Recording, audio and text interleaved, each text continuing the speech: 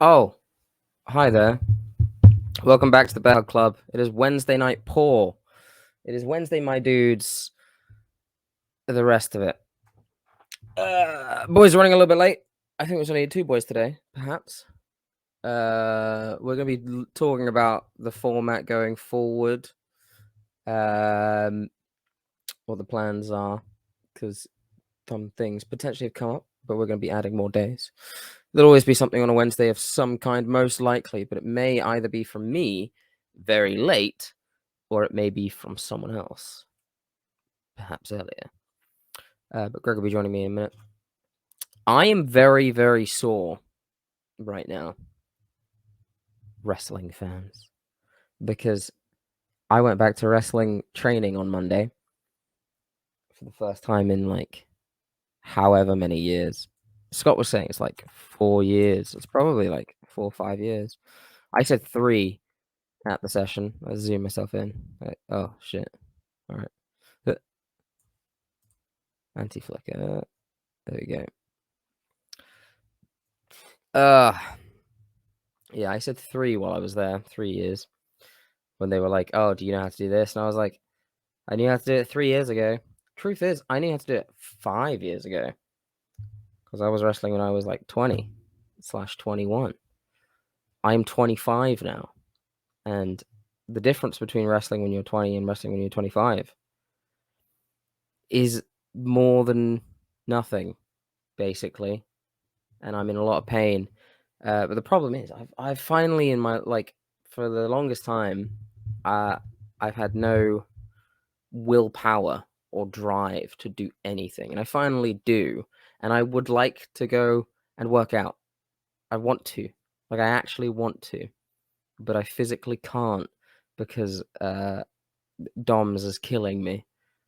Everything aches. I think the problem, because I've been working out a little bit to get prepared. I only decided that I was going to actually do wrestling like a few weeks ago. So in that few weeks, I've been working out, but I've been working out. Oh, well, not live shortly. Already live. I've been working out like, arms, and then another day legs, another day just working on abs or whatever. Should have done fucking cardio. That's what I should have bloody done. Didn't do any fucking cardio. So when I get to wrestling training on Monday for a 3-hour session, and we start with conditioning, which I haven't done in like 5 years, and I'm so out of breath and I'm so like worn out. We're supposed to do like, I don't know, 7 sets or whatever of like press ups, squats, burpees, hill climbs. There were more. I can't remember what, but there were more. And then there was a run in between each set out in the cold. Luckily, of all the sets that I had to do, the instructor like miscounted in our little team of 3 that we were running in all together. So there's that. Luckily, I didn't have to do the last set, and I physically wouldn't have been able to. I don't think it warmed up my muscles so much as it killed them for the rest of the session. But we just went through the basics, lockups, and in like, okay, so I was studying. I was training in London. I guess. Well, I'd say the difference between this place and that place is I'm studying wrestling here. In London, I wasn't studying wrestling. I was just learning how to do it. But here, we're actually looking at match structure. We're actually looking at proper heel versus face dynamics. And I've been there 1 session, so this is definitely more for me. In the last place, right, you just do roll. I did like 4 or 5 months of training once a week, maybe even 6, and never in like, because there are so many small things that you just think you don't really think about, but like you want to learn, right? Like something I always worried when I first started training is how do you properly hit someone, without hitting someone? And it's sure, it seems fairly self-explanatory, but if there's a way, like if there's a secret little, oh, no, you don't hit here, you hit here type thing, I want to know that. I was never taught anything like that in London. Do you know what else I wasn't taught in London? How to exit the ring, like simple stuff. And here and this session is like, okay, here's a top rope exit if you get like, you know, thrown out of a battle royal or something, which you're most likely going to be put in when you're green. So get taught that straight away. And here's a middle rope exit. All right, cool. Throw in a baseball slide as well. I mean, come on. Like, I'm basically happy with where I'm training so far. They had a promo class yesterday. I wasn't able to go. Promo class is probably where I would shine at this stage in my training with how absolutely weak I am. But I trained on Monday. It is now Wednesday. Hence, Wednesday night poor. And I couldn't drive all the way there. I just couldn't drive all the way to training. It's like an hour drive, and then 3-hour session, hour back. I would be absolutely gone with how in pain I was. I would probably cramp up in the car, you know. Like, I didn't even take my knee pads off after the session because I was just like, if I take them off, my leg is falling apart. It ain't happening. It's just not happening. But no, I'm pumped. The pricing is really good on it as well. I'm poor as shit, but it's really good on it. Hey, buddy, you come say hi.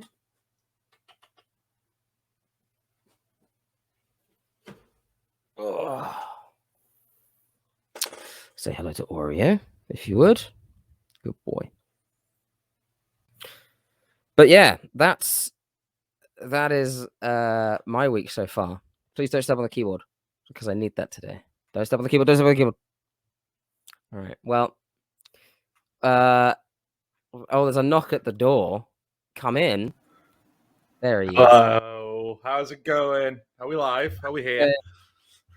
Hello. It's going well, Boo. Hey, Boo. I was just explaining how very in pain I am and whatnot. Ah, yes, because it was wrestling training tonight. Is this your first or second session? No, so I didn't go today. Ah. I only went. Well, the session is actually from 6 to 9, and then I have to drive an hour there and an hour back. So if I were to do the Wednesday, it would be like I wouldn't be back until like 10:30. But no, I went to the session on Monday. Yes. And basically, I haven't done any kind of conditioning in years, really. Don't step on the keyboard. Don't step on the keyboard. Don't. I haven't done conditioning in years. Right. And I came to do it here. And I was dying. Luckily for me, in our little group of 3, the instructor... the instructor, I think he like missed one of our... when he was like ticking us off of the board as everyone came in, because it was like, you know, 10 of this, 10 of this, 10 of this, 10 of this, 10 of this, 10 of this, 10 of this, then a run outside and back. Yeah. And then repeat the set, right? When he was taking us off, I think he missed one or like skipped one. So instead of doing like the full 7 sets or whatever, I only had to do 6, which is good because I couldn't do the last one. I definitely couldn't. I pushed myself to like go through it and do it, which is why I think I haven't, because it's annoyed me because I have the drive to do it for the first time in years. Yeah. And I just want to work out right now. I just want to go for a run or something. And I physically can't. Like, because I'm sat down now, because I decided to sit down for this podcast. Yeah. I am not going to be able to get back up. I will probably have to fall asleep in my chair. And it's not, and every single muscle hurts. I can't just like work out one bit, which is what you should be doing. So I've absolutely goofed myself. I was going to they had a session yesterday. Usually it's an intermediate class, but they ran a promo class yesterday. I was not in a fit state to drive with how in pain I was. Did you just wake up the first day afterwards, just not being able to like move anything? Well, I can't really raise my arm more than that. Ow! All right. If I hold it there, it's not too bad. I mean, is it a case of holding it there, or can you not put it back down again? A weird hot pain ran through my hand then. yeah, I'm excited for it. I can't remember how many sessions I went to of London School of Lucha Libre. I think it's between like 4 to 6 months I went, with a couple weeks missed for different reasons, and once a week.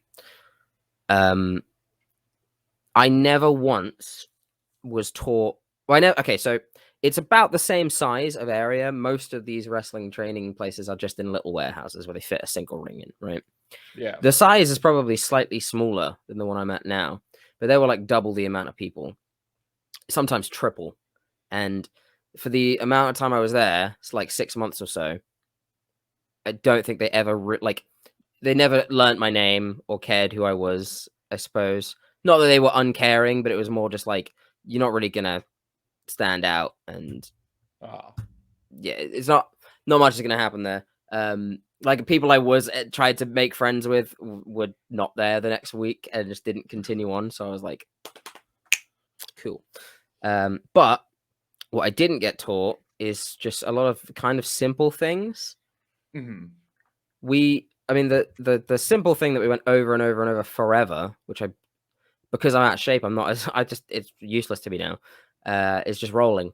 We just rolled for like hours and hours. It was just rolling. It literally like an hour every session of the 3-hour session was like just rolling. It was a waste of time. And then in this session, they're like, okay, cool. Have you ever exited from the top rope? Like, like you'd be thrown out of a battle royal or something. I'm like, no. And they're like, oh, all right, well, here's how you do it. All right, cool. You can do it. Done. All right, let's exit through the middle rope as if you're thrown out. Yeah, cool. Baseball slide out. Yeah, cool. It's just kind of simple shit that is really good. And also, the session has you gathered us around. We had a chat, bit of banter back and forth. New guy, blah blah blah. And then it's the kind of thing that I think I would be good at anyway. Booking a match, right? And just the ebbs and flows. It's like theater, right? Hooking an audience and whatnot. But they have like here is a basic match structure, and then they have you recite it at the start.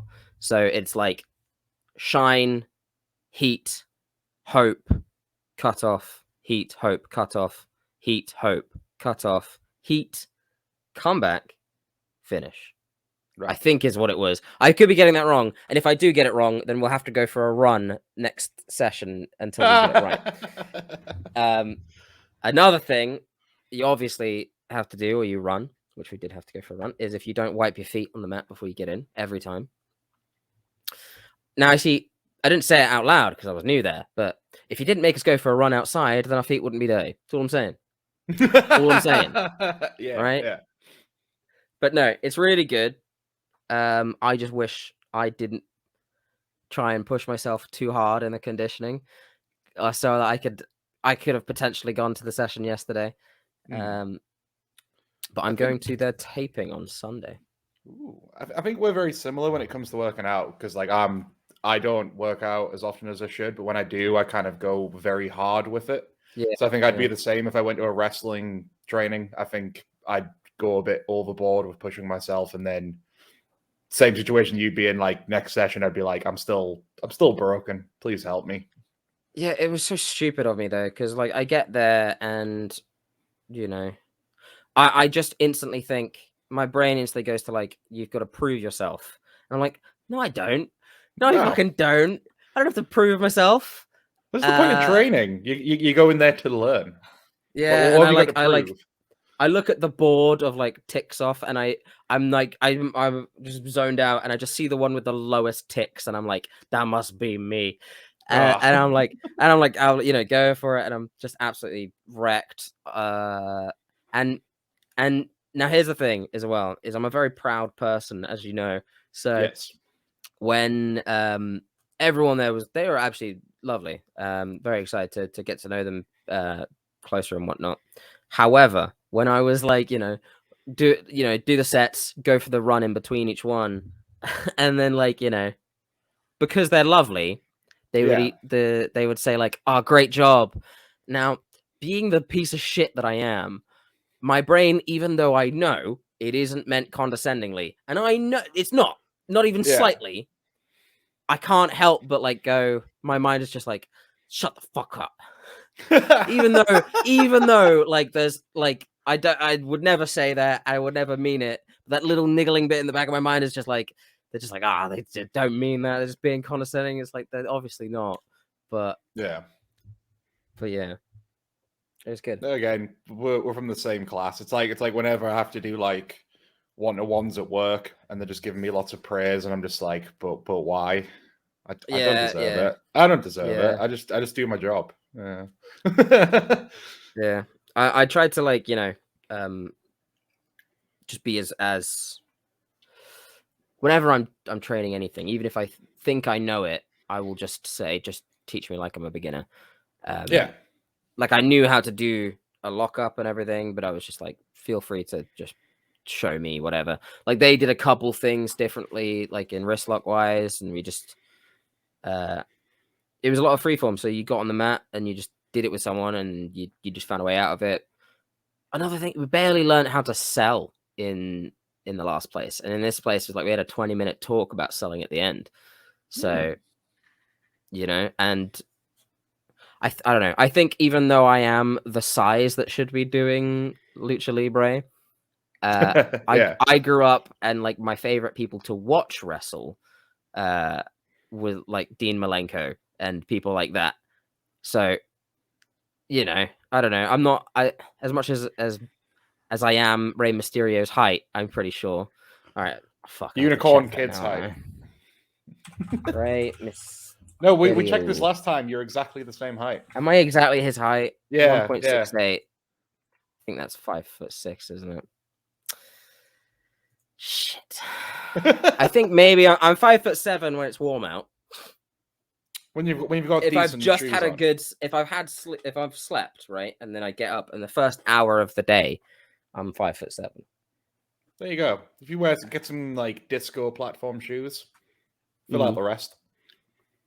Yeah, that's all. Wrestling's all about, gimmicks, smoke and mirrors. We'll just get you some special made boots. Get some height on you. No, what I'm thinking is, I mean, I don't think I could ever do wrestling training. My body's just broken because I'm a lazy bastard. But I could be your manager, and it would just be such a fun like juxtaposition, because usually managers are meant to be like smaller than the talent. Oh, I absolutely adore that shit. Yeah, I adore that. So like, there's me. Like whenever wrestlers are attacking me, when I look like I should be able to handle myself, I've just got to wait for you to like jump in and fucking save me and stuff like that. I just imagine like, me saving you. You're like the anti Malcolm Bivens. Yeah, right. Exactly. I was watching. I was just going around because I was just looking at like I was just googling wrestling basics, and I was just gonna go through all of those and have a look at things I already know, but see how people do it and whatever. And I also looked at just a bunch of random wrestling promotions that are on YouTube that have like 20 views, which is something I think we should look at, by the way. And I was just listening to their commentary, which is just like, they just have one guy usually, and it's just like very dry. He never calls any of the moves. And I'm just thinking like, man, we got to get into that market somehow, me and you. Because I feel like if we just offered to do like what we could do, we could just get footage from one of their shows, add our own commentary, send it to them, and be like, we'd happily do this for a bit of freelance work. Hell, I'll do it for free for the Bearhug Club. Yeah. And then afterwards, when they're like, "Oh no, you're very, very good," and then we could be like, "Oh, the rate's just gone up." I was about to say the rate's gone up tenfold, but we just said free, so I want the same rate as an indie wrestler: a beer and a hot dog and a handshake. I'm very excited. My mind went to like getting booked eventually, and because that's another thing with this place is like a bunch of people that were there that have been there for like 6 months, maybe a year. He's like, all right, cool, you're debuting here, you're booked on this show, you're going for this, blah blah blah. which is sick. Not something that happened at London School of Lucha Libre. I don't think they really booked many of the people that I saw there. I don't think anyone was like debuted that I had seen there. I don't really know. Yeah. I think a couple of them are working in progress now. It's what you hear about a lot of wrestlers. They say, like, if you get into it, make sure you find a good wrestling school, because you can tell the difference between those who actually want to train people to get into that business and to like see them succeed, and then there's the ones that just really just want to make the money off training people and don't really care that much about who's gonna like passing on the knowledge to like the next generation. Yeah, I mean, the previous one, like I say, there didn't really seem to be much in the open session, in those like sessions. There didn't seem to be much of a ladder forward, I suppose, or a time to shine. There was also that time that I, again, never been taught to get out of the ring. Simple thing. But I tried to like slide under the rope, and I just got stupidly, like, my shirt got caught on the ring apron or something. And I'm just like, I'm looking up, and then NXT UK star Nina Samuels. Is it Nina Samuels? Yeah. I think so. Yeah. Well, she trained there, and she was looking down at me. She didn't say anything, but she gave me a look of disgust. I was like, yeah. I know. Yeah, I know. But yeah, I don't know. It seems like this is the kind of place that wants you to go somewhere. Sure, the London School of Lucha Libre has Will Ospreay, I guess, which is a good badge of honor. He trained there. He came through their ranks. Okay. Yeah. But whatever. I'm shitting on the London School of Lucha Libre there, but fuck them. I'm actually looking to pick up a Will Ospreay figure tomorrow when I'm paid. I've made the bold leap to start getting the New Japan Super 7 figures, which are really nice. But they're like I'm very excited for you. I'm very excited for you to show them. We should do some kind of. I can get some tease picks. I've been thinking of doing unboxings. I think that'd be fun. Do you keep them in the box though, or do you do unboxings? Oh no, I'm an open kind of guy. I've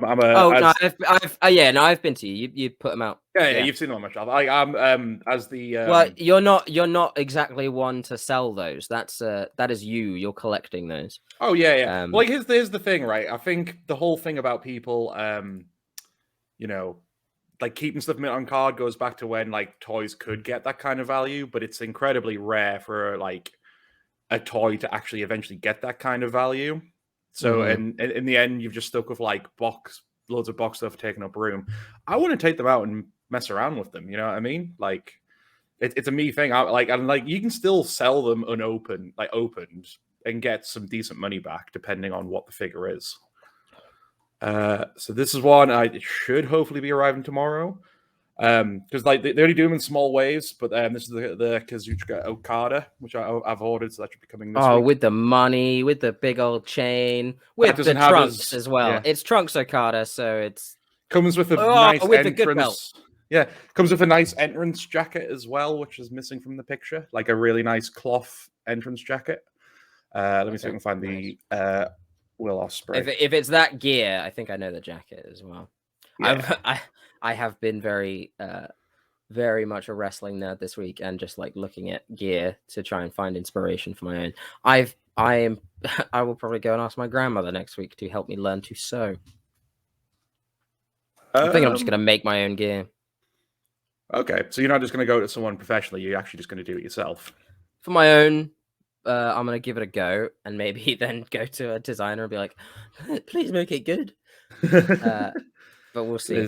I've wanted to learn how to make a luchador mask for a while. Not that I think I'd wrestle in one, but I used to have one. Have you ever had this thing where it's like you'll just go to like a random like shopping center and stuff, and then there'll just be a wrestling store for a little bit of period of time, and then they'll ultimately just always close down? Damn. I had like a blue and white one. I don't think it was like anyone in particular. It was just like one of the cheapest masks I could get because I was like still like a young kid at the time. Yeah, this is like the cheapest thing. That's the Ospreay. The head scan does look a lot better on the finished model. Nice. Okay. And then with the I've sword also as well. Yeah, and then I'm not sure I'm going to pick him up just yet, but there's the Tomohiro Ishii. Nice. That's good. Nice stuff. Yes. That's good. And they've got Naito. They've got the Series 2's coming out I'd soon. get a Naito. I'd get a Naito. That is great. It comes with his hand. He's come. He's come with hands, so you can do that. Yeah. All right. And it comes with his suit. I'll get a picture. It comes with It either comes with a suit or he's in like a baseball gear or something. Oh, he comes with the most accessories. It's insane. They haven't announced like an hour to take off his gear. Yeah, they haven't announced the Series 3 yet. I'm just really hoping that they'll include Shibata because he'd be like high on my list of figures I'd really want. Don't know like how many accessories you could do. I mean, you could give him like the trophy and like the never open weight belt, I guess. But you wouldn't get a lot of them. But yeah, there's the Naito. Some skull X-rays. Comes with all that. Nice, yeah. Baseball cap. Los Ingobernables de Japón. And a severed head of himself at the bottom. Exactly. And both the IC and IWGP title. So pretty cool stuff. The hand variations are really good. That's like 5 separate hands. Well, like I was having a conversation with one of my housemates the other day about wrestling figures these days. They've got so much detail and accessories with them, including like swappable heads and hands. And that's because they know the people who are mainly going to buy them are adult collectors and who will use it for like photography and stuff like that. So like the Super 7 in particular is for the adult collector because it's like I said, they're 50 quid a pop, like to get a hold of them. And you can, I only managed to get a hold of the Okada because it was an unsealed defective one, so it comes with 2 of the same head. And that's the only reason it's effective. So I was like, I don't care as long as I've got a head, it's fine. Yeah. As long as it's Okada's head, it's fine. It comes with like a John Cena head stuck on it. Yeah. Don't know how we made it so defective that we went to goddamn WWE's camp for that one. One Seth Rollins head, a defunct Braun Strowman head. You should see it. Like I follow one of the big reasons I like keeping hold of Facebook is I follow loads of different just wrestling figure groups, and that's how I can learn when stuff's coming out. One of the best things, they always post pictures of people who have basically bought a figure. I know. Bought the figure, the different one back in the packaging, and returned it because they don't fucking know. Yeah, they don't. One of them was like a return of the recent Scorpio Sky for the AW line, but it was like it was the Velveteen Dream Elite, but they put a Bobby Lashley head on it. like I think they were deliberately trying to make it look somewhat look like Scorpio Sky. That was my idea of it anyway. I was just like, okay. But it works, like, because like the staff are like, especially in America, Walmart and shit, they don't care. Like they don't know. They're just like, oh yeah, that's honestly, if I was working there, I would still be like, yeah, whatever. I don't care.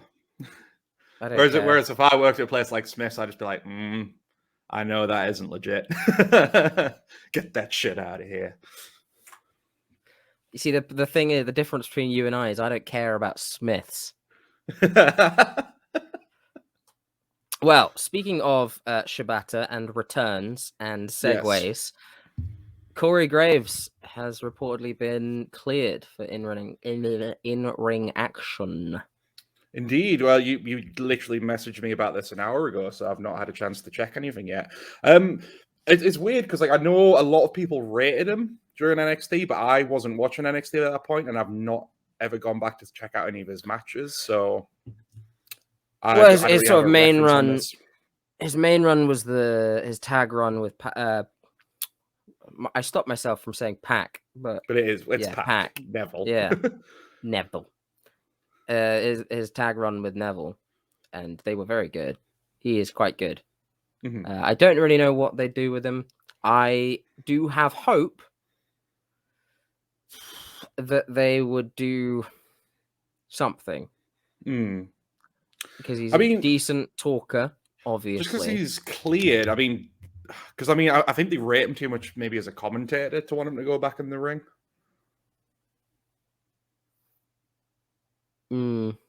That could be an issue. Yeah, I doubt they would want him to. The way that they see the company anyway is obviously like, I mean, they don't see Pat McAfee as a competitor at all. No, he's firmly. They just stuck him on commentary. I don't think they're ever going to let him wrestle again. I don't know. I wouldn't be surprised if most of the people in WWE now don't even know that he wrestled. Oh yeah, most of the writers have gone through. I mean, how many writers have we been through? How many writers were there when he wrestled? I mean, I think they've always had a stacked writers' room, but I'd be willing to bet most of the people who were there when he started aren't even there anymore. Given they go through. I mean, how many in the writers' room were there a year ago? You know, that's true. They just go through stuff. It is true. Quickly. I'm gonna see if he's posted anything.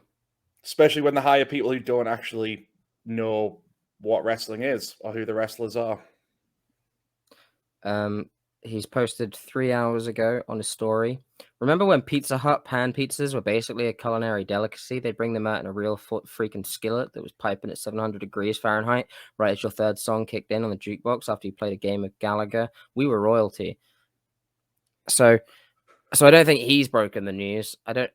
That's another annoying thing. Yeah. It is like how goddamn can WWE just get just a tiny bit tight-lipped, just a tiny bit. No. How does it leak that he's been like cleared? How does that leak? Unless like the only thing I can jump to is if he leaked it to try and like remind WWE or see if people would want it, you know? Because why would they do it? Yeah, I mean, you got to think if they're leaking something like that, then maybe they've got plans to want him to return in the ring. I mean, the Rumble's coming up. Could it be them putting out to make a surprise appearance? Yeah. Possibly, but I Rumble's don't. Coming up, I don't know. I see them doing like a Michael Cole getting up from commentary type spot. That's what I was thinking. But I mean, if they really wanted to work, because like the famous ones that comes to mind is like when JBL did it, he gets in the ring and immediately gets clothesline back out so he can go sit back at the commentary booth. Yeah, that's what I'm worried about. I think a unique way of having him do it is literally have him come off, take off his suit and he's in his gear, and actually have him have a decent little stint in the match.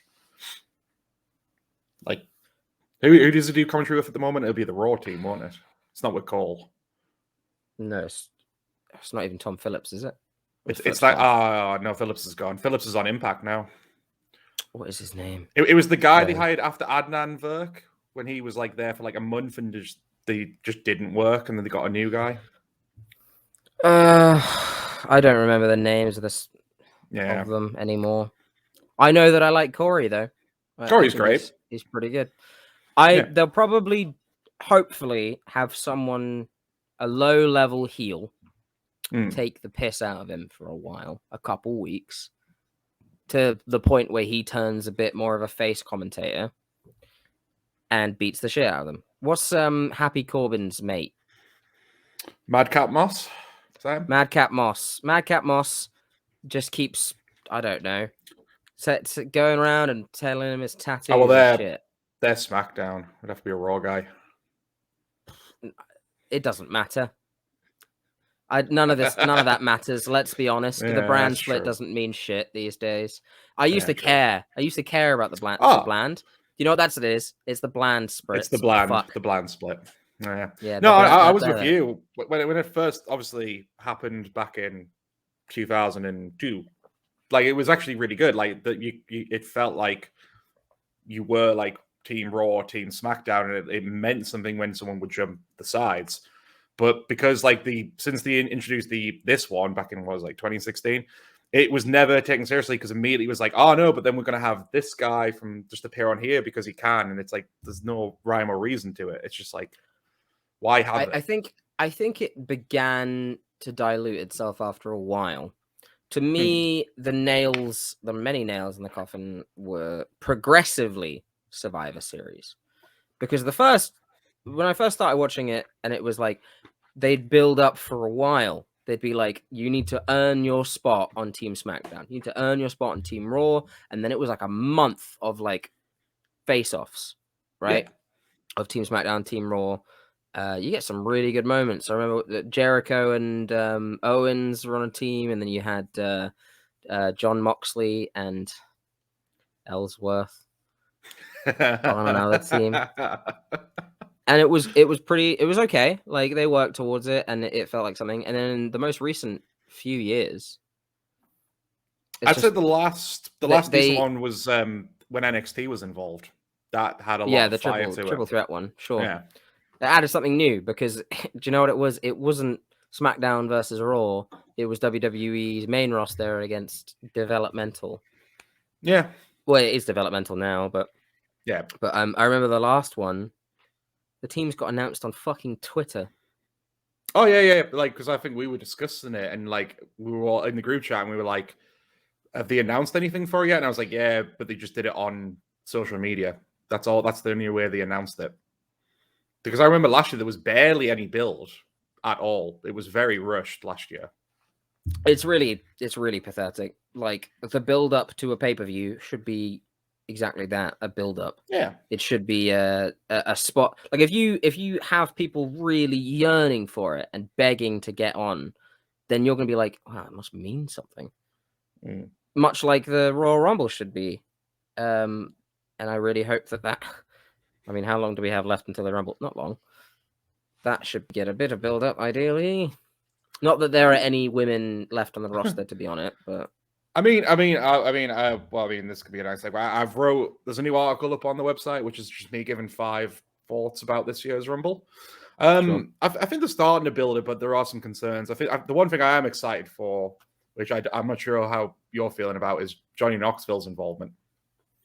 Unironically, I think it's fine. I've never really had a problem with celebrities in wrestling.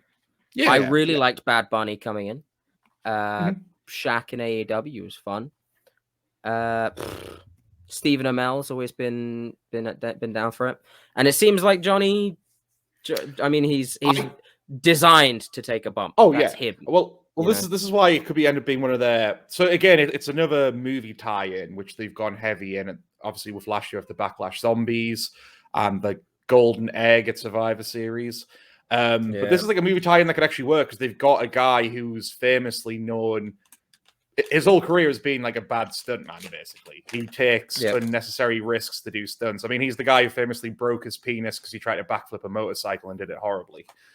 So they've basically got a guy who's tailor-made to do a big bump. My prediction is they're going to do something along the lines of like a Shane McMahon spot. He'll go off some kind of tall structure. I don't know how they'll get him up to that point from being in the match, but I can see that happening. I don't think so. I personally think... all right, let's book our own Johnny Knoxville. Johnny Knoxville in the Royal Rumble. Let's go. Okay, he comes out at 10. Probably 10. You don't want him late. That's a good number. You have him in maybe until like first third to like get the match warmed up, essentially. Get some things going. Yeah. Sure. I'd bring him in at like 9 or 10. And I'd have him come out being pushed by other members of Jackass, perhaps Steve-O, Dave England or something, because he'd be being pushed in a shopping trolley. Classic Jackass, right? Yeah. And then you get him down to the ring, and shopping trolley gets out. Shopping trolley stays there. Continue. I see. I have a caveat for like how he could do his entrance. So obviously, following SmackDown, it looks like they're going to be setting up his thing's going to be linked with Sami Zayn. I'd have it be so Zayn that's come out first. Then he's been thrown out the ring. He hasn't been eliminated, but he's on the outside. When they're pushing him down the shopping trolley, they push him into Sami Zayn. That's perfect. I think it works. It works very well. Hit Sami Zayn, gets in the ring, and then just gets laid out by Omos or something. You know, someone big lays him out, and he just stays down for a while. Another person comes in, does their finisher on him, and he just stays down for a while until the point where he needs to get eliminated. And I'm thinking it's got to be Wee Man dressed as Hornswoggle. I think I pitched this before at one point, but I think it has to be Wee Man dressed as Hornswoggle somehow gets him over the top rope, and they both go out. Really, it should be a wrestler, but it probably won't be. I remember someone on Twitter, because the WWE are fighting for a Forbidden Door entry. Yes. So We'll get to that in a second. MJF could. I mean, the way I saw it when I first announced, and I put this on our Instagram, I could honestly see them doing a double whammy. So you have Knoxville maybe come out. He doesn't get massively involved. Like other people are fighting. Somehow the ring gets cleared and he's the only one there. And then you just have Kane come out as a surprise entrant. And you basically recreate the Drew Carey spot, except this time when he goes up for the choke slam, Knoxville comes down. Well, he is the mayor of Knoxville County, Tennessee. I didn't even realize that link. Aha. So that might be my prediction then. I think Kane will come out and choke slam him and then just yeet him out. And then Kane will be in for a few minutes and then get choked out. Yeah. Because you know what WWE like they're all about creating moments, but at the same time they're all about like yanking on nostalgia if they can as well. Yeah. You know what? I wouldn't be surprised if Bad Bunny comes back for the Rumble. Guess it depends who's up to. If he hasn't got a tour or anything, why not? I'd be happy to see him. He could do something fun. Yeah, no, I'd be down for it. Maybe it could give another shot in the arm to Damien Priest again. Yeah. So I enjoy Damien Priest. Not my favorite, but I think he's right. I think there's stuff he's a good wrestler. He's just that was always my issue with him. He was a good wrestler. His character's just really bland. The whole Archer of Infamy thing was just never that exciting, you know. It's just words of nothing. It's like It's like the writers' room just had like a wall of words, like a word map that they would just use and shit to just come up with ideas, and just went Archer, Infamy. There we go. You can have that. Sure. I feel like how David Bowie used to put some song lyrics together, just scatter them around and rearrange them. That's probably what they do. Yeah. Well, it's a shame. All right, well, who do we think's winning? Did we make a prediction for who we thought was winning? Who did I say? Bloody hell, I can't remember now. Did I say men? I don't think we did, because we were discussing how, because again, I wrote about this in the article, it generally feels like it could be, like, more than ever, anyone's chance, because when I looked through the roster while writing it, I generally couldn't pick one person out and think they would be an odds-on favorite to me.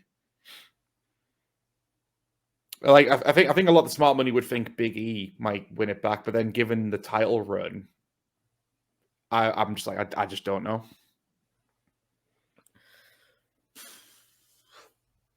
And it depends what they're doing. Because, like, I mean, the big thing people have said at the moment is they think it's going to be Lesnar and Reigns title for title at Mania. But WWE have apparently said that won't be the case. But obviously, things can change. If that does go ahead, then that means this year's Rumble is pointless. Like, really? It's pointless unless Lashley beats Lesnar. Lesnar enters Rumble. Which again makes it pointless, but you know, that's what it would be. That way they'd let Reigns. Oh, then I guess he'd have to win back that title. He'd have to win that title off of him. The only way I can see Lesnar losing Lashley is if Reigns costs him it, and then, like you said, Lesnar puts himself in the Rumble match.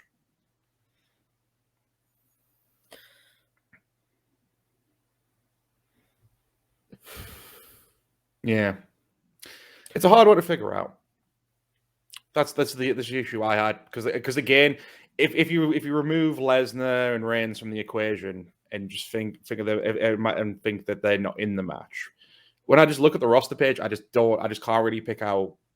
I can usually at least pick out a handful of names every year. I think, okay, they could potentially be the winner. They could be who they're pushing. Don't get that vibe at all this year for any of the men's names. Similar for the women, actually. Like, I'm not sure on that one either.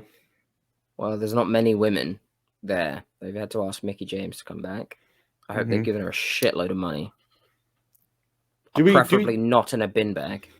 Do you think this is actually them wanting to open a forbidden door, or do you think, oh shit, we haven't got enough women, let's see what legends we can get back?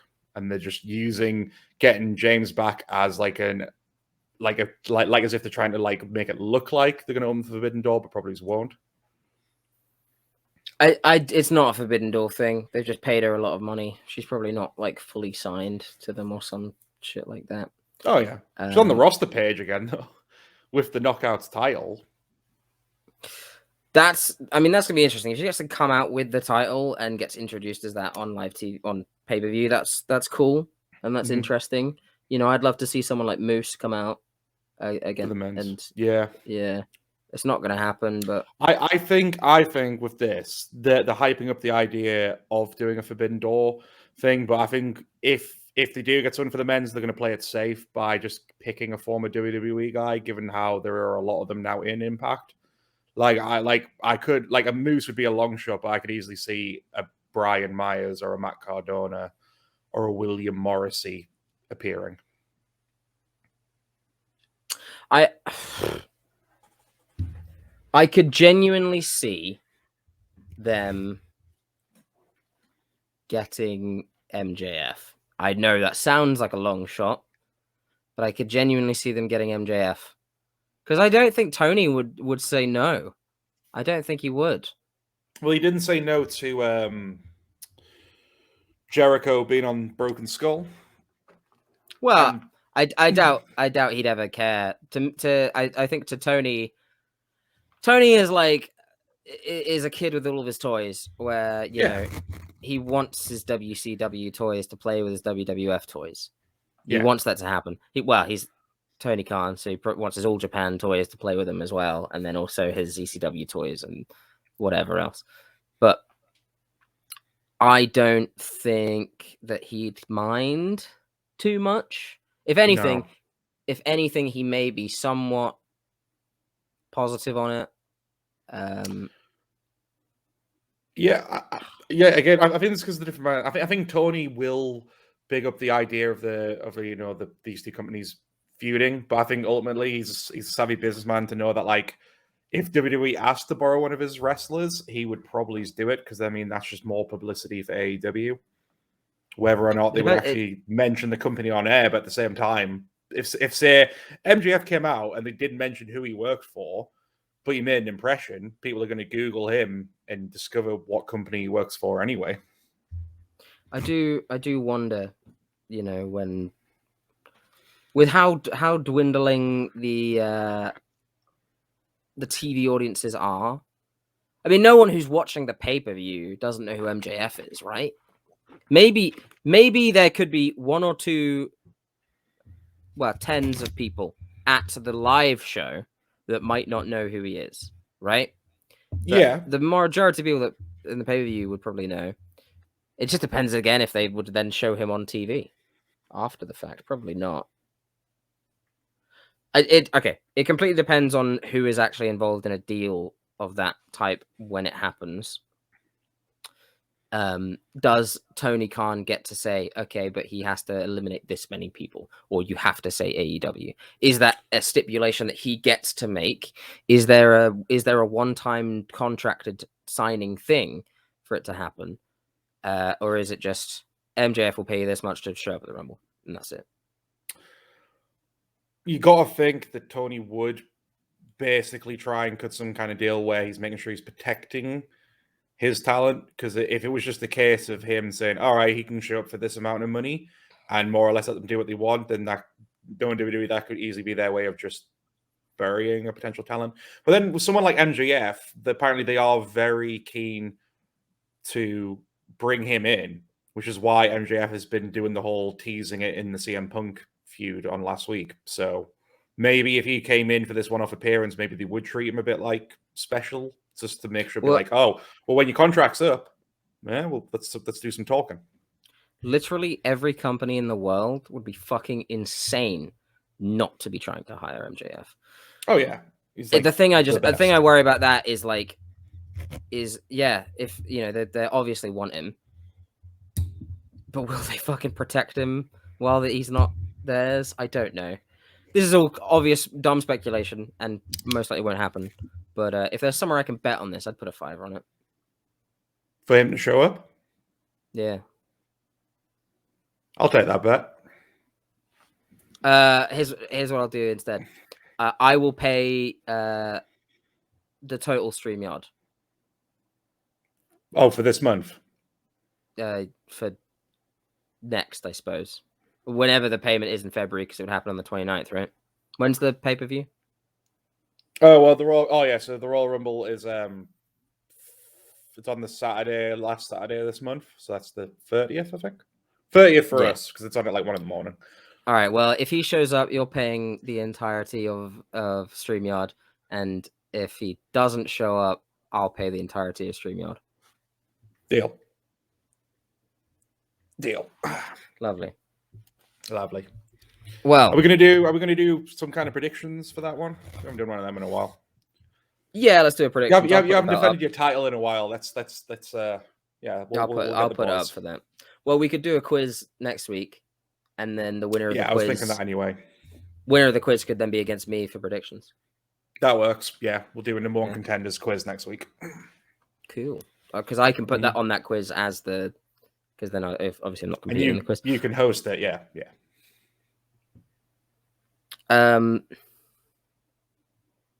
Right. Well, did you have any further topics? I'm trying to think. Well, while you do, no, I think I've mainly covered. I mean, I'll have a think while we're doing the next thing, but I think I've mainly covered what was on my mind. Ooh. We're on Buzzfeed currently. Oh, here we go. While my cat yells at me because he's a little hungry little shit. Hold on, you want some food, buddy? Your brother just sits on the bed and he doesn't do anything. Look at him. He's just actually is looking at me now because I got the treats. You want one? Is this Oreo or Jakey who's on camera? This is Oreo. So Oreo is the more like upfront one, I guess. He's a bit mouthy. He's a bit. Yeah. It's yeah. He's a bit more. It's about drive. It's about power type. Okay. I've typed in wrestling and I did do a little check to see how much there was on here. There's not a lot. I typed in WWE and there was less. Most of it was about Glow. But let's do, if you recognize 9 out of 16 of these WWE superstars, you're a true super fan. Let's see what they class as a super fan. I really hope that Ali Hayes of Buzzfeed staff goes like really in depth here. So I got a feeling she just like went on the roster page and pulled names out of a hat. The rules here are simple. I will give you the in-ring name of a beloved WWE superstar, and you will click on the tiny corresponding photo of them. That's it. That's the quiz. I will then reward you with an imaginary belt, proclaiming you to be the WWE Superstar Naming Champion. Your music cue will play loudly throughout the award-winning, critically acclaimed Thunderdome. JK, I don't have that. Please don't stand on my keyboard. Don't stand on my keyboard. Oh, you're a dumb cat. JK, I don't have a... Ready? Here we go. On that note, tying into my Young Men Yell at Clouds crusade, I just realized BuzzFeed are basically like the lad Bible of America, right? I think so. Yeah. I would say so. I mean, some of BuzzFeed's content is not bad because they hire people that can do good shit. Oh, well, the YouTube stuff. The YouTube's great, like Unsolved and the Try Guys when they were there. Things like that were really good. Let's start with The Man, who has since become The Mom. Tap on Becky Lynch. Top left. Next, bask in his glory. And tap on the limitless Keith Lee. Now tap on the KO show himself, Kevin Owens. He's there. And tap on the EST of WWE. Well, let's just... All right, Cesaro. Yes. Empress of Tomorrow. Phenomenal one. AJ Styles. I didn't even know AJ was there. Oh, he's oh, yeah, there he is. Isn't that's the picture of him in the Boneyard match, isn't it? You can see Taker behind him. I think so. Burn It Down. Viper. Legend Killer. New Day, Kofi, is it? Who is that? I don't read it. It is Kofi. Yeah. Ding Dong, hello there. All right. Firefly Funhouse, McIntyre, Basher Shanks, Head of the Table. Cool. And your new WWE Superstar Naming Champion is, well, it's you. You never miss an episode of Raw or SmackDown You've seen all the pay-per-views. You know every single one of these ladies and gents and fiends like the back of your hand. Cue your theme music. They got paid for that. I have a lot of issues with that statement. I think they got paid for that. All right, which Nintendo Pro Wrestling character is your kindred spirit? There's a lot about Glow, so we'll just do like 1 or 2 Glow ones instead. Okay. Which Nintendo Pro Wrestling character is your kindred spirit? Norberto Briceño? I don't know how to pronounce that name. Pick a current WWE super. When was this made? 2015. Let's go. Pick a current WWE superstar. God, this seems like such a lifetime ago. They all look very apart from Cena, who looks the same. They all look very young, new. Who would you pick? Let's go Ambrose. What's your war cry? Yes, yes, yes. Woo! I'm the best in the world. Suplex City, bitch. Suck it. USA, USA, USA. It's got to be Suplex City, bitch, right? The way it is there with like the pink background, it like feels to me like he'd say it with like the Britney cadence, like Suplex City, bitch. Your NES has stopped working. Drop the elbow on it off a bunk bed. Smash it with a sledgehammer. Do the people's elbow on it. Curb stomp it. Do a flying headbutt on it. Bury it. I'll probably fix it, but I would just drop the elbow. No, I do the people's elbow because it's less devastating than an actual big elbow. It's the only thing here that like it is somewhat might not break it and might just knock it into working. And before you do the people's elbow, you've got to do it right. Like when you were a kid, you've got to find a black sock. You've got to cut it in half, put it on the elbow, and then do the whole thing. You know. I'm gonna do the classic like him in dress shoes slide that he did on like that one SmackDown, which is like my favorite people's elbow ever. Do you know what I'm on about? Yeah. He just basically glides. He slides into it. It's so good. He just drops. It's great. I do exactly that, and my NES would work. Pick a classic wrestling game. Okay. Ooh, they're actually pretty solid choices there. Yeah, that's. I mean, that seems like someone who's played them. To be fair. Yeah.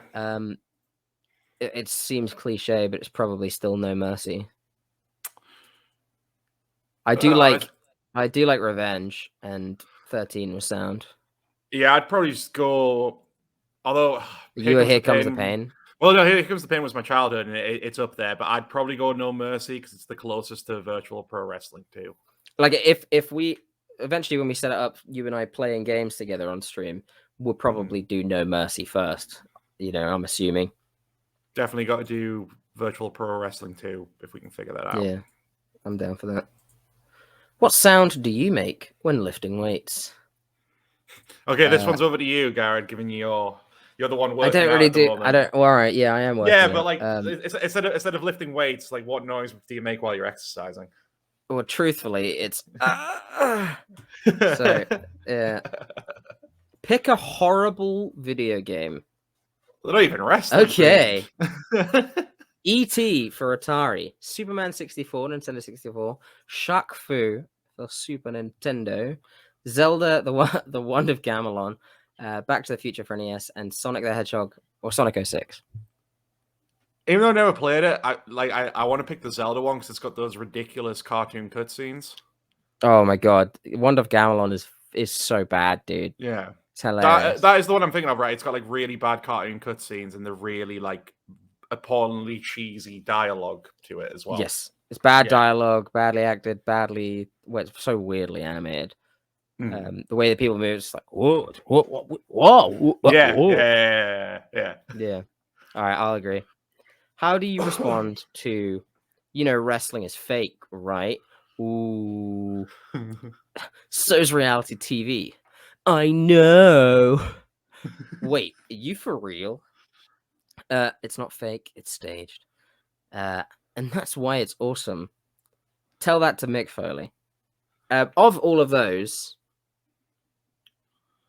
I'm more likely probably to say the first one, but I wouldn't normally say. I'd probably say something like, oh well, you know, fucking Iron Man isn't real either. I still like that. Yeah, that's kind of the lines I'd go along. It's like if I'm talking to someone like that, I'm probably not talking to someone like that for much longer because they're clearly like, because at this point in it, it's like you clearly just want to dismiss someone else's passion, right? Yeah. You know, well, I mean, hobby. If someone goes like, oh, I collect stamps, I'm not gonna be like, oh, well, you know, you can't fucking post all of them, you fucker. Yeah. They're like, some of them are out of date. You know, you can't post all of them. You can only post current stamps. It's like they know they're stamp collectors. just let people collect stamps. Just let people watch wrestling. Who cares? I mean, the first one. I mean, going off that though, I do like to recite Mick Foley's. It's not bad. That would be a second autobiography where it's like Foley is good and the real world is faker than wrestling, which I think is a very true statement. I'll go with Mick Foley one. Yeah. That's what I would pick second. Your name is Fighter. Your sole purpose in life is to hurt people. If someone gets out of line, you karate chop them into oblivion, followed by a fierce roundhouse kick to the neck. You're a beast. You're a master of pain and suffering. When life gets in your way, you put life in a camel clutch. Make it humble. A winner is you. Fighter Hayabusa. I mean, I'm down for that. I mean, I don't know who Fighter Hayabusa was based on. I wouldn't be surprised if that's Inoki, judging by the chin. Yeah. I wonder if that's where the actual Hayabusa got his name from. Probably not, but... Maybe it's the other way around. No, because I think Hayabusa came around after this game. When was I mean, it's NES, isn't it? Jesus. Okay. Yeah. So this would have been like 80s. Yeah. 1986 then. Maybe. Because Hayabusa was 90s because he was like one of FMW's. Was he first generation? I would have to look that up. I don't know. Don't think so. Maybe it's a symbiotic thing. Being named after everyone. Unless I mean, is there like some kind of meaning behind Hayabusa, or is it just a name? Not that I know of. This is a good one. Pick 7 hot Disney dudes and we'll reveal which wrestler you'll fall in love with. Okay. Stop meowing at me. I've given you so many treats. I'll give you some more though, because you're very cute. We're going to have to choose a dashing prince in a second, so just be ready for that. How many Disney princes do you know? We need to have a movie that is like solely about the Disney prince. You know? Like the princess is the savior type beat. I feel like that would be something right for Disney in the modern age, given that they're all about like booking the convention now. I don't know which one. I mean, Prince Charming is Cinderella, right? Yeah, I think. Yeah. Okay. Yeah. Eric is Little Mermaid. It looks like rigging behind him. I think he's from Princess and the Frog. Prince Naveen. Yeah? Yeah. And then I've never seen it, so we'll go with that. Prince Philip. Prince Philip. I'm gonna go with Adam. He looks dashing. Is that who the beast turns back into? That's probably right. I'll go with that, but only because he can turn into a beast. Yeah. Oh, never mind. Choose a hunky animal. Oh, here we go. Right, so we've got King Kerchak. Yeah. Simba, Thomas O'Malley, Robin Hood, Tramp, Bagheera, Tramp. That's got to be. Oh, I don't know. I don't know. Simba's got quite a look about him, especially in that picture. Look at that. Say it again. Simba's got a bit of a look about him, especially in that picture. See that? Like he's fairly hunky? Giving you. It says hunky. All right, it says hunky. He's fairly giving you the come here eyes. Pick a Pixar dude. So we got Sully, Alfredo Linguini, Mr. Incredible, Woody, Lightning McQueen, and Buzz Lightyear. Wait, sorry, what's the topic on that one again? Just pick a Disney dude. Pick a Disney dude. Doesn't say hunky this time. I'm sure it means hunky. Just pick a dude. I'm gonna say Ka-chow. I'm gonna say Ka-chow. You can say Kachiga all you want, but I'm gonna say Ka-chow. I don't know. Cars reference. I've never seen It's a Cars reference. You should watch. You should genuinely watch Cars. I'm upset for you. I've just not heard great things. You should watch Cars, right? Okay. And then you should get really high and/or drunk and watch Cars 2, and then you should watch Cars 3. Okay. Because Cars 1 is a really, really good tale about a young driver who just is a bit callous and dumb, and then ends up in a small town trying to get back to win a race, and he learns some stuff. It's really good. Basically, if you took out that they were cars, it would be a really good tale. Right.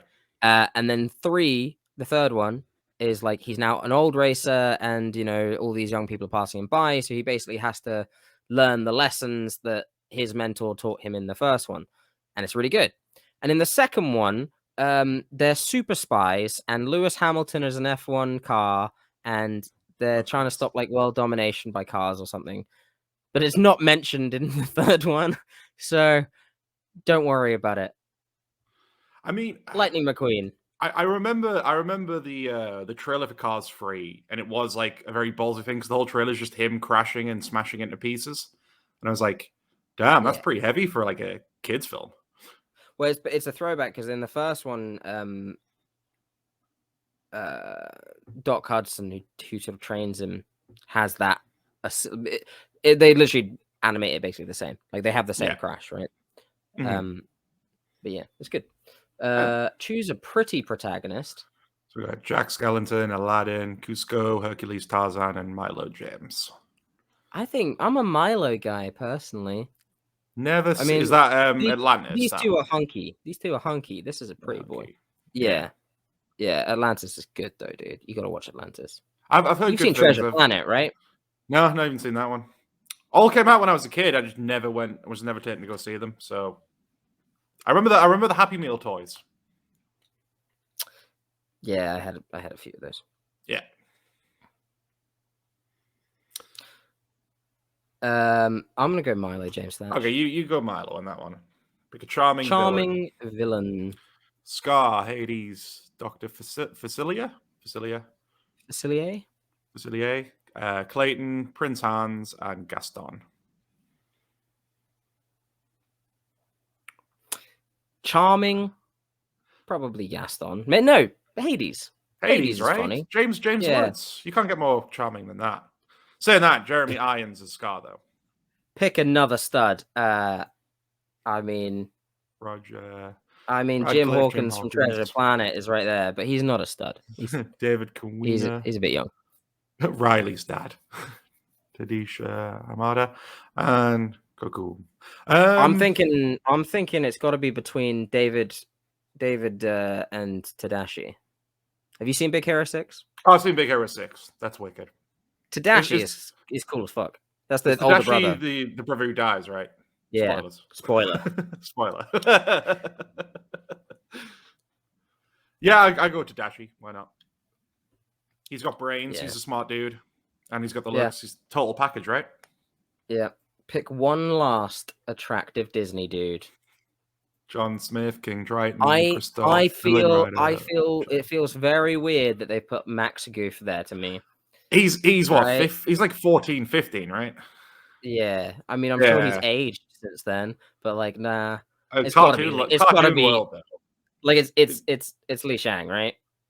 Yeah. Well, like, come on. Yeah.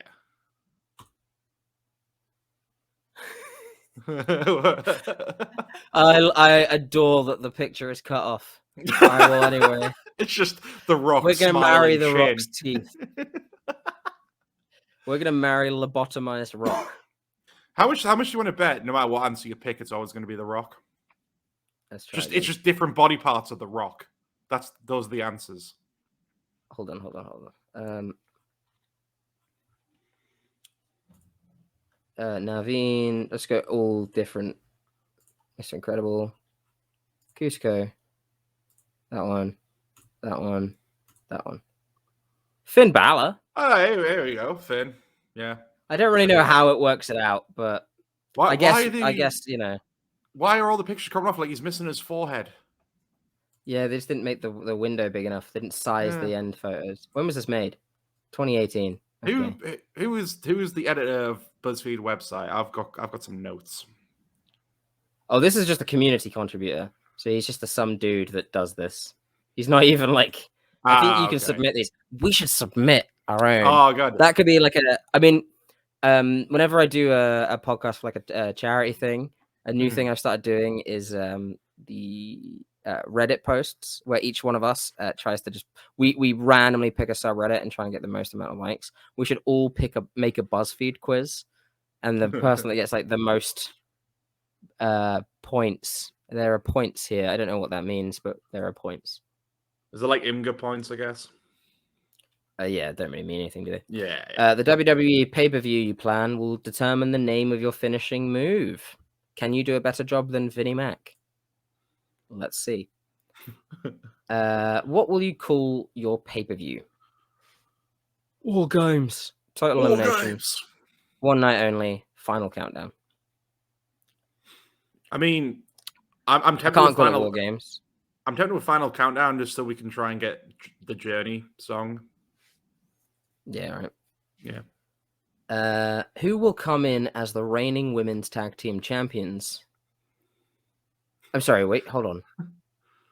The champions, plural. Trish Stratus. She's going to just rock out with both belts. Okay, well, it's the Iconics. It's going to be the Iconics, yeah. Which Hall of Famer will make a surprise appearance?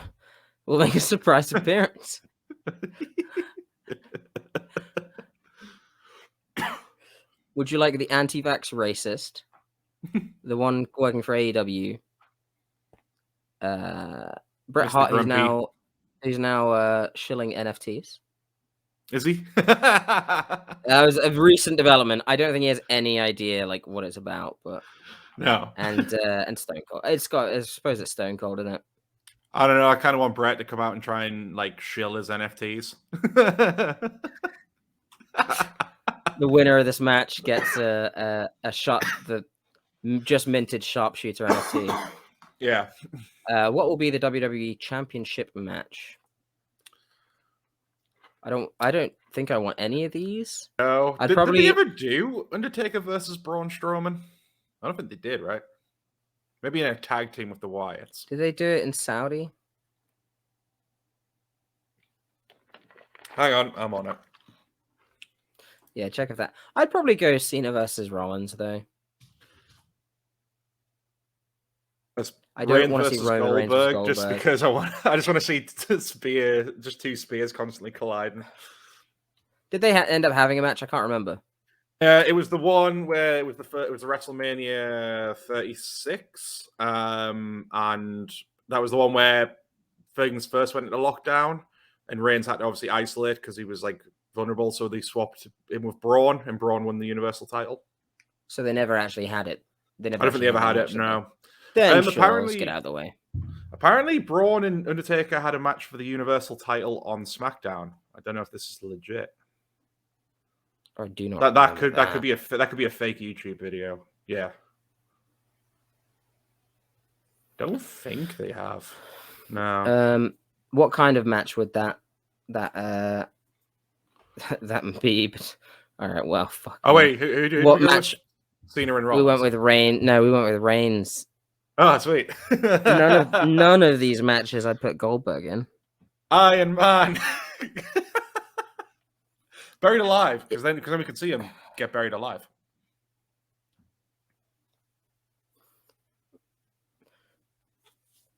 Or First Blood, and then that'll be over quickly. Just, entrance ramp.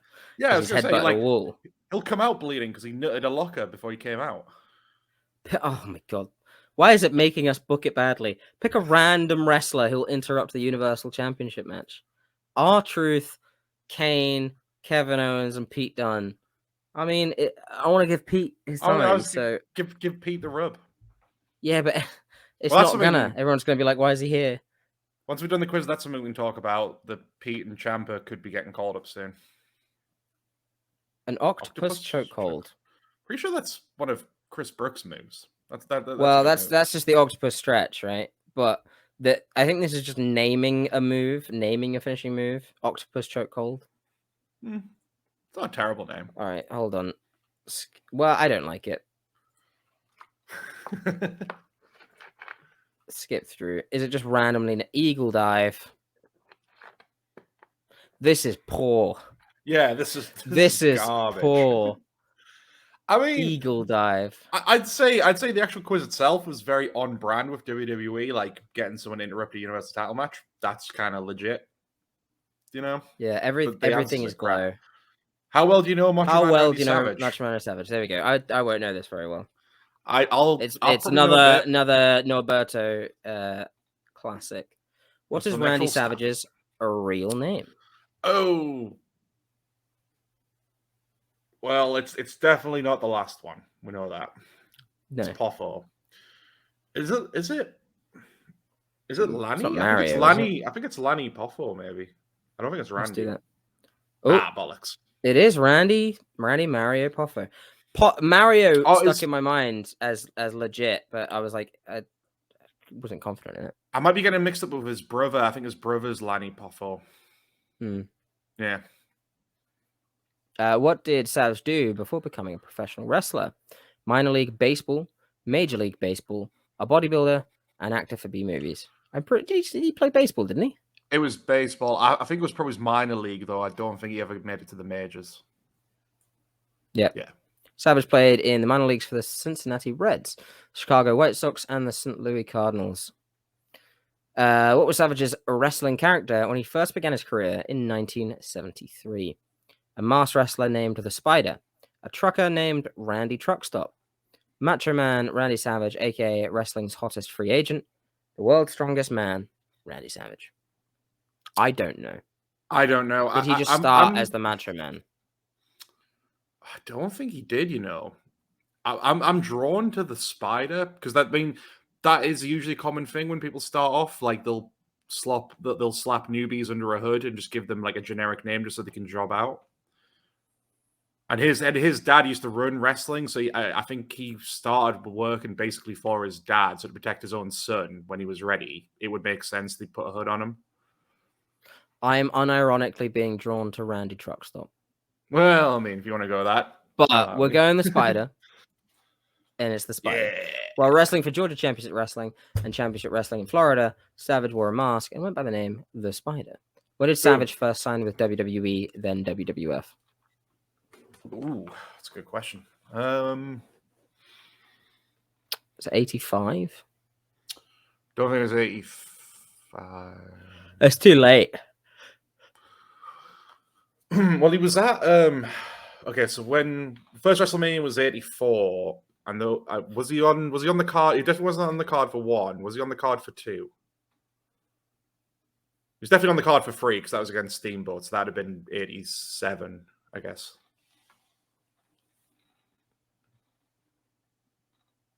I want to say 81, but either 81 or 83, I think. Actually, no, that makes sense.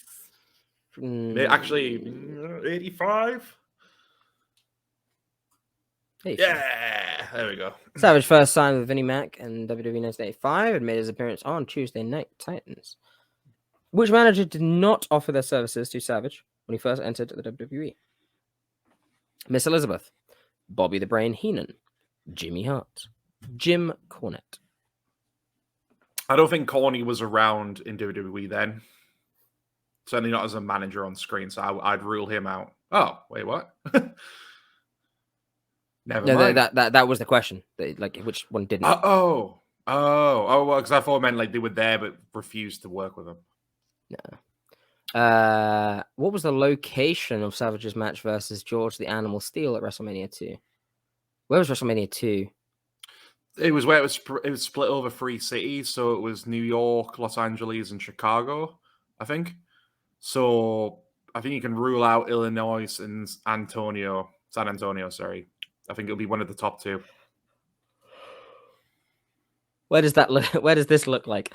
I'm gonna say they did this one from New York. I think they ran Macho Man out of New York. Okay, yeah, and I was right. Ba-boom. Yeah, Nassau Veterans Memorial Coliseum in Uniondale, New York. When did the match between Randy Savage and Ricky the Dragon Steamboat end at WrestleMania 3? Oh, how did it end? How did it end? Oh God. I think it was just a roll up, you know. I don't think it ends with a finish or anything. I think it's basically it's a roll up, I think. Yeah. Yeah. Yeah.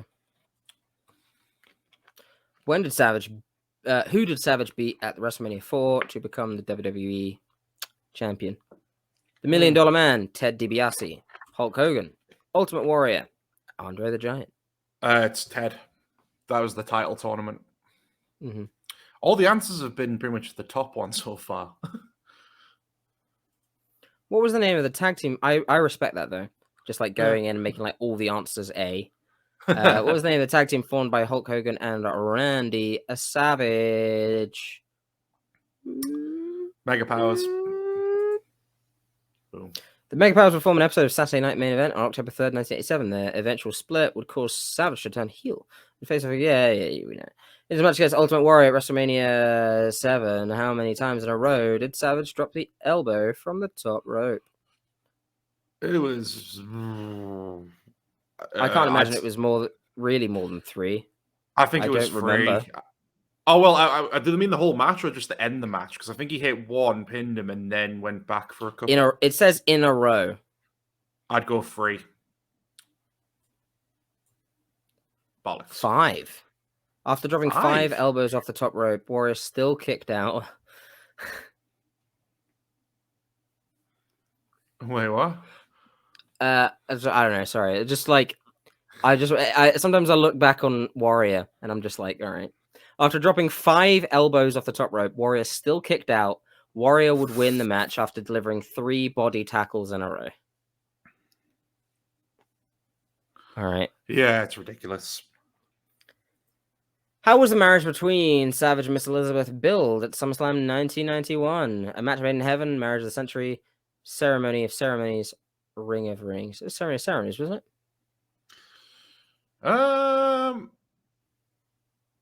No, is it a match made in heaven? I think, because isn't that match made in heaven? Oh, it is. Yeah, okay. There you go. What do they call? What was the ceremony of ceremonies? I'm trying to remember what that is and that they've used that in WWE. I might be going mad and thinking of something else, but this is a longer quiz, isn't it? Who did Savage defeat in his final match for WWE? Razor Ramon, Doink the Clown, Stone Cold, Steve Austin, Crush. The defeat? Defeat. I think it might be Crush, you know. There you go. Correct. After serving as a color commentator and a part-time wrestler, Savage's final match was against Crush in a Falls Count Anywhere match at WrestleMania 10. He would leave WWE and make his WCW debut on December 3rd, 1994. Who helped Savage out of the ring after his match at 1996 Bash at the Beach? Sting, Luger, Robinson, Diamond Dallas Page. Well, I know Sting and Luger were his partners for that match, but I don't know if it was one of them who helped them. It might have been Robinson, you know. Should we go with Robinson? Yes, let's go with that. No. Sting. Damn. Who were the first 3 members of the NWO Wolfpack? Randy Savage, Kevin Nash, Lex Luger. Randy Savage, Scott Hall, Kevin Nash. Randy Savage, Conan, Kevin Nash. Randy Savage, Sting, Kevin Nash. Well, I know the Wolfpack did have Sting because that's when he wore the face paint. Actually, I think all of them might have been in the Wolfpack at one point. So was the original Randy Savage, Sting, Kevin Nash? I think I'd say yes on that, but again, my WCW knowledge isn't concrete. Conan. Okay. Who did Savage? This is a long... Jesus Christ. How long are we going? Fucking hell. What are the comments on this? Let's just check the comments after all these ads that are spawning. Wow, that's okay. Jesus. I saw this guy at E3 before he died. Oh yeah.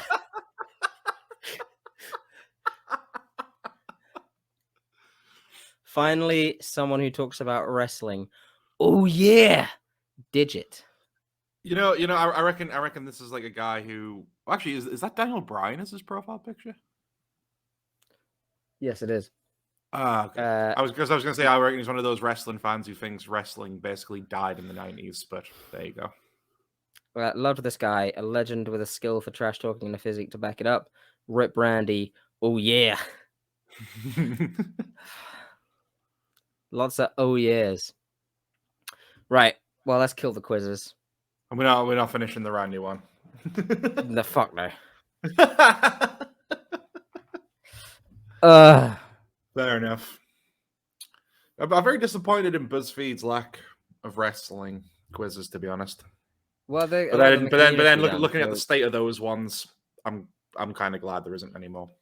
We should flood it with like AEW and New Japan shit, because that probably would do a lot for like the zeitgeist of wrestling, right? If it's just on there, if people type in wrestling and it appears. I'll make one for 90s All Japan, and a lot of people would just won't have a fucking clue what's happening. Yeah.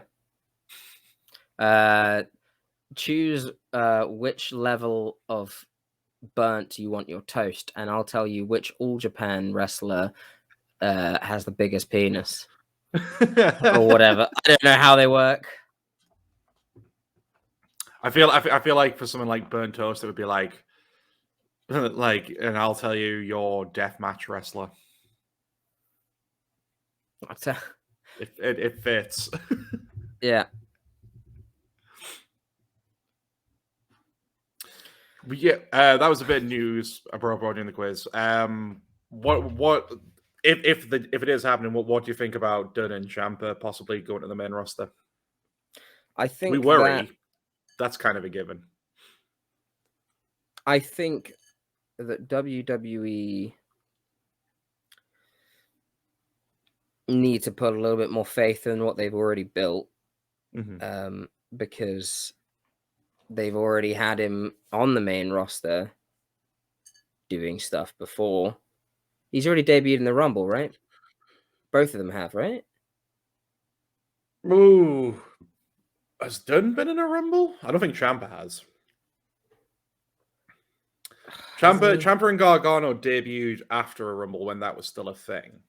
And they basically undid NXT storytelling because he put them with Gargano and they were just DIY again. Yeah.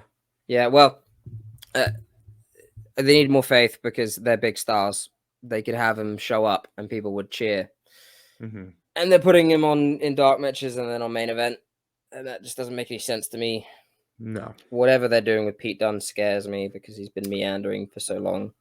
And he's tried to make everything work, but then they take everything away from him.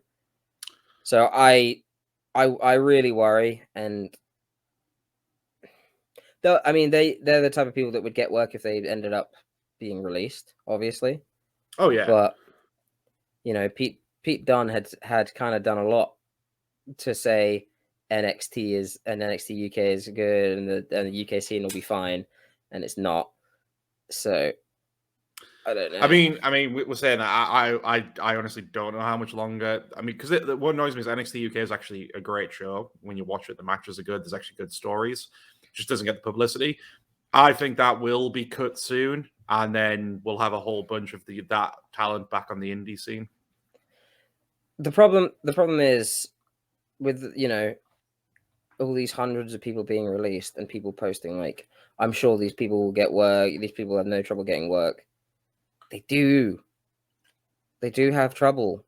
AEW's full, you know, only a few more people really are going to be featured on there. And New Japan aren't exactly too bothered. Mm-hmm. And also a lot of people don't want to go to fucking Japan. Sure, maybe you could go to Qatar Pro Wrestling and they'd pay you a pretty penny, but I don't know It depends. A lot of these people, I don't know where they could go, and if NXT UK falls under, and all these spaces that these new talent have come in to try and hold, like Progress, Rev, ICW, even over in Germany, WXW, all these places. I feel like maybe I worry that it's going to be a bit inundated. Perhaps a lot of these people could band together and create some new promotions. That would be rad, but I don't know. Hey, maybe I just worry. Maybe Triple H will get so fed up he just gathers all the people that were cut and goes and forms his own promotion. I was thinking about that when I think I Cultaholic video, they mentioned, oh, maybe he'll go and create his own promotion. And they said it like quite earnestly. Yeah. And I had to think about it, and I was like, I don't really know what level that could get to financially wise, because he doesn't. I mean, he's minted, but he's gonna need a backer really if he's gonna do something big. He could do a Progress. I was gonna say, like, he'd easily do a Progress. He'd have the money to do a very big indie promotion. Yes, he's also got the name. But you got to think as well, given his name and star power, he could potentially find a backer. I think so. Can you not knock my figures off? Don't knock my minis off. Stop it. No. He's doing it on purpose. He's like licking at a displacer beast, and it's like tipping over the edge. Little D&D figure. Don't you do it.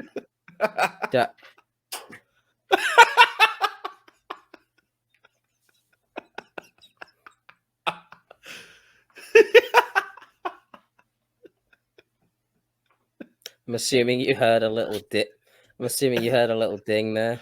Yep. And then just your eyes following it down. I think that Triple H could very well, business-wise, having successfully led NXT to be one of the best promotions in the world, with the best wrestling in the world at the time. Yeah. Like, it was, for a good old stint, was the show. Oh, yeah. Yeah. I mean, I don't know how many billionaires give a shit about wrestling these days. That's the thing. Like, you would need a figure, like a Tony Khan figure, to come along and just be like, come with me, we'll form a promotion. Maybe he could go to AEW and work behind the scenes, but I doubt it. I know I don't know what people's thoughts are on the guy. I reckon he's got a fair few friends there. I mean, I don't think there was Triple H when he was a wrestler. Yeah, I think when he was a wrestler, people could have more negative stuff to say about him. When he was doing NXT, though, he was doing a lot of good faith of trying to build a future for wrestling. And I think that near decade doing that got him a lot of good faith. Because when you hear people leave NXT, they've got nothing but good things to say about how he helped them. You know? Yeah. I think him and Michaels and even William Regal have just hit that renaissance of their career where they've become just it's like someone seeing the error of their ways and becoming a good person. Not to shit on them, but if you talk about they were terrible people, some Shawn Michaels stories, potentially you could view some of them as a bit rough, but everyone seems to just be very positive on them, and they've just helped talent and put them over. Mm-hmm. They didn't insert themselves into matches in NXT, really. I think Michaels came out and super kicked Cole once in NXT and a house show. Yeah. And that's about it.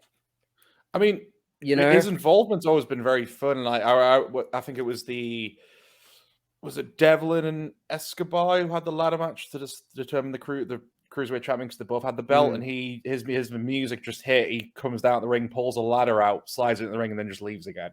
Like stuff he did, like little fun stuff like that. Yeah, well, so NXT UK Takeover Blackpool that I went to, we left because we had to run for the bus, but it wasn't on the show, but he still came out afterwards because I think he's just so proud. I think he's so proud of what he's created, and he should be. And I really hope, and as someone who has been through loss last year, trips, as from someone who's been through loss to someone who has just lost something, I think people need to look at NXT. Don't look at the ending as the whole thing, because those golden years aren't going anywhere. They will be remembered for a very, very long time, and they are going to be a lot of people's inspiration. I might not even be sitting with you if it wasn't for NXT. The reason I got back into wrestling is because the guys were watching NXT, and we just kind of fell into it, and then I went absolute Rain Man on it and knew more than them in like a week because I just non-stop watch wrestling. I picture that kind of like the Family Guy gag where Quagmire learns about porn on the internet. Oh yeah, and you see him looking all disheveled with a really strong arm. Yeah. You just didn't come out for a week. Yeah, straight up. Like I was just watching wrestling constantly, play the games constantly. God, this was back when we somewhat enjoyed the main roster as well. Good times. Anyway, yeah, Triple H maybe could possibly, perhaps. It's just so weird. It's just so strange, I suppose. It's weird now seeing it in like more meta wise. He is now the baby face, right? Which is so strange because it's hardly like you can feel bad for the guy, or it's hardly like you should feel bad for the guy, but you do. You just do. Yeah.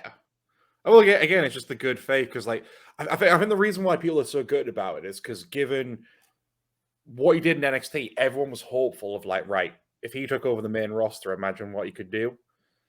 But now the thing he had, which was him proving his worth, has been taken away from him, and it's clear that like whatever happens to Vince or WWE in the future, he ain't going to be the one controlling it.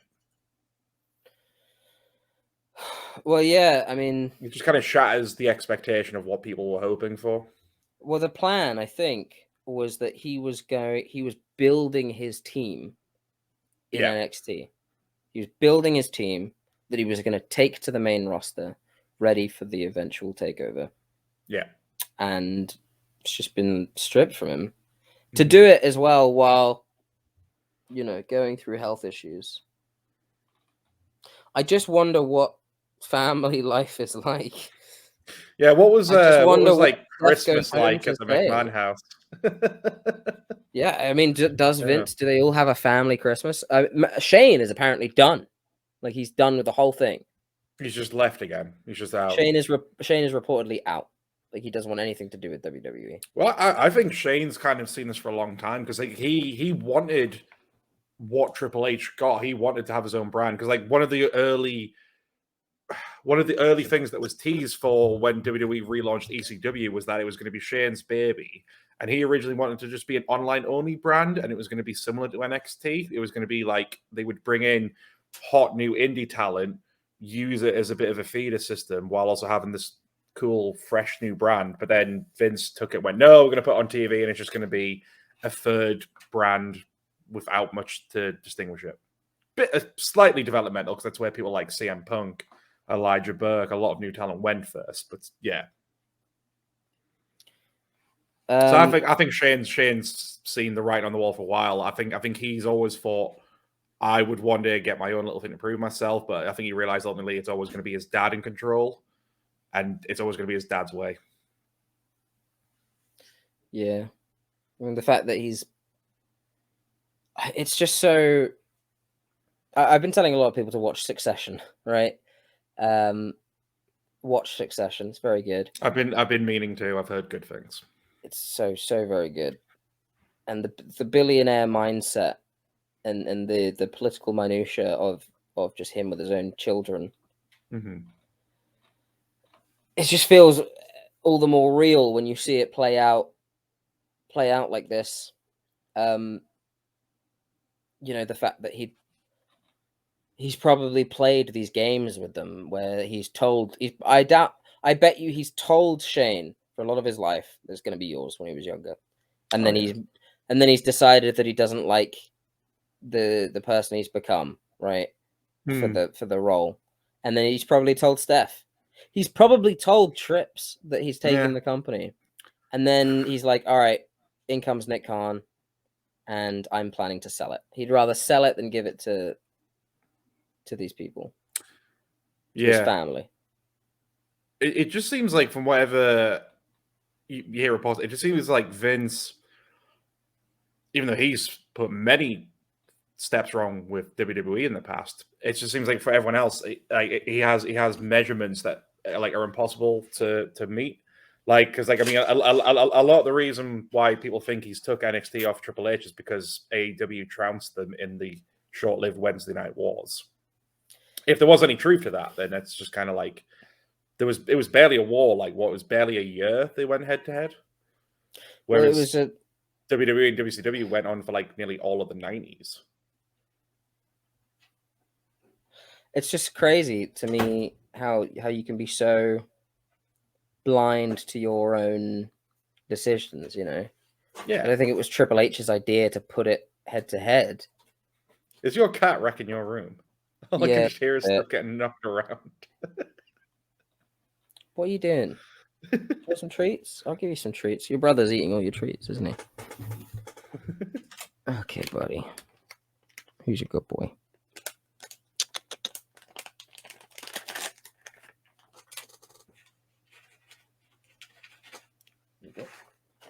Loads of treats. Jakey is very cute. He stands with his paws out to the side like a penguin. He's a very cute boy.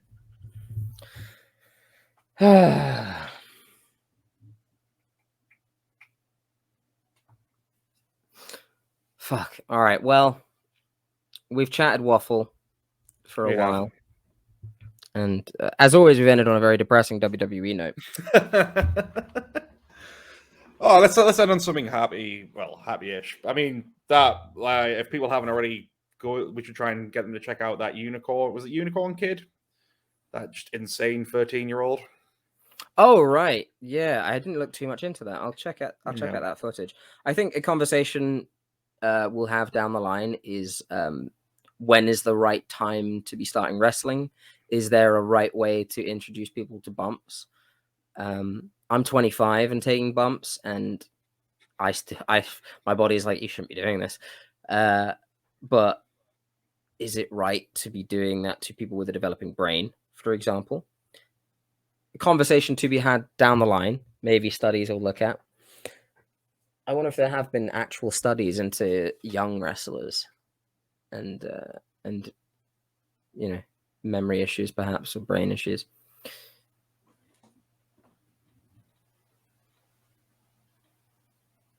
We'll look into it, basically. Yeah. It's a deep subject because it's not something I want to come out and be like, because I'm one of the biggest things that comes across my mind now and constantly, which I think happens with a lot of pursuits for everyone, is is feeling like you've missed the boat, right? My favorite wrestlers right now, I realize that if I ever get into a locker room with them, I'm gonna be fucking older than them. Yeah. Well, how right? Example. Tyler Bate. I'm older than Tyler Bate. Yeah. But I'm older. Oh, trust me, I was your age when the freaking UK title tournament happened. And he won that at 19, and I was just sat with my Oliver, and we were just looking at each other going, what have we really done with our lives, Yeah. Well, so it does cross my mind as like, have I, FOMO, fear of missing out, have I missed the boat? But then also, as much as I would have loved to have started when I was 13, and I think back on it, is that a smart thing to do? Safety wise, I don't know. Perhaps it is. As long as you're very protected, you're with very good trainers and whatnot. Well, I will look into it. I mean, there probably are places that do like a a youth training, you know. Yeah, I mean, think about it like this: Diamond Dallas Page was 30 when he finally started making proper tracks to being a wrestler. He'd been involved in the business for a while, but mainly just managing. And fair enough, he was always training and trying to get to the point where he was going to be ready to go in the ring. But yeah, he was roughly around 30 when he made the proper full steps to getting into the ring to wrestle. True. It still worries me. I'm 25, and I have to. In my mind, I'm like, well, I'm never going to be a child prodigy now, and it's like. It's a stupid thing to go around, and every time it goes into my head, much like when people go, "Oh, good job," when I'm working out, right? It's like it's a stupid thing that goes into my head where I think about it one way, and then it just takes a bit of critical thought to be like, "That's stupid. You're fine." But you know, it's a conversation to be had, and we'll look at the ages of wrestlers starting. We'll look at Dallas Page and people like that started late. But I suppose it is. Sorry, he's decided to scratch himself on the mic stand. So these two are so fucking needy. He's a cute boy though. Where's his brother? There it is. They're around me all the time, dude. It's so cute. It's so good. They literally follow me everywhere. It's awesome. I love it. I'm thinking about making my gear inspired by them. I'd go for it. Yeah. Imagine the merch you could make. A lot of people love cats. You could sell a lot of shirts. Oh, I'm gonna go fucking heavy on the merch. The second I get a single match, I'm just gonna shill. I'm just gonna, because my debut, like most debuts, will probably just be like in a battle royal for. Do you mind, buddy? I'm just gonna be in a battle royal for like a minute, but I'm just gonna non-stop shill plushies of these guys and shirts and stuff. So you're just gonna be like Toriano. Yeah, that's gonna be my gimmick. My gimmick is I am Toriano. That can't be comfortable lying there, buddy. For reference, he is literally right next to the camera. Well, that's just the MO cats. They'll just get into the weirdest places and positions, and you just think, well, how is that comfortable? Yeah, it works.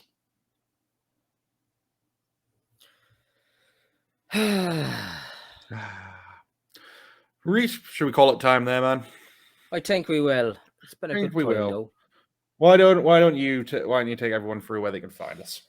Well, we have been the Bearhug Club podcast. You can find us on Facebook and YouTube at that, or you can find us at Bearhug Club Pod on Instagram or Bearhug Club on Twitter. You can also find us at our website, https://bearhugpod.wixsite.com/Bearhug Club Network. You'll find some new things there from Greg recently, and you're also going to find some stuff progressing onto there through the year as we fill it out. Perhaps get in some guest editors to write a couple things that they've got things to shout about.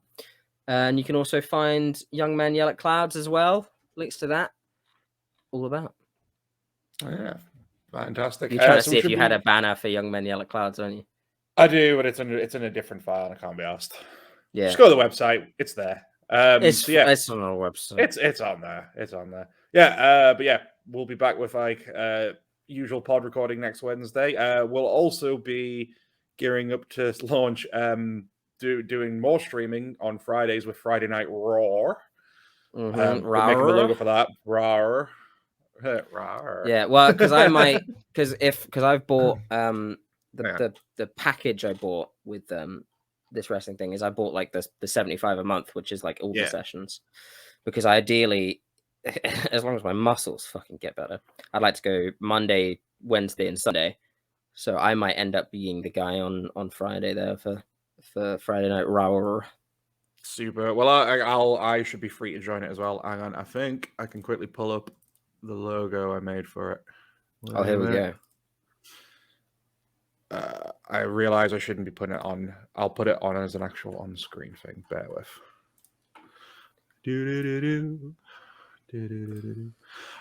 I made like 2 different versions of it, so let's see if I get both of them up. No. I need to organize my shit better. Oh, will that come up? Ah, fuck it.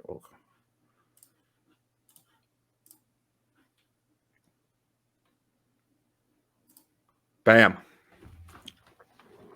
Friday Night Raw. I like it because it's yeah, right. I dig it. I thought we were going for a Raw RAW piss take, but Raw makes sense. It's still there. The pun is still there. The pun is still there. And there's just like a stacked version. Yeah, they're both very nice. Both are very nice. That's perfect. Lovely. But yeah, so keep an eye out for whenever that will debut. But yeah, I'm free Friday. I can make myself free on Friday if need be. Yeah, I mean, I can do Friday. I'm working till late again, but we can do another late one. I'm there for. I mean, these late ones aren't too bad, to be honest. Yeah, they're pretty fun. We'll maybe try and find maybe not BuzzFeed quizzes, but I'm sure we could find other quizzes online. We should make one. Maybe we'll make one on stream. We'll make one. We'll figure out. We'll figure out some kind of segments and work with that on Fridays and continue on. I'm gonna start reaching out to people now for some kind of interviews, especially as I start getting feet indoors. I have 2 of those, so I'll start trying to get those 2 feet in different doors at the same time. Start getting booked on shows. Might meet some indie talent, become friends. That's the plan.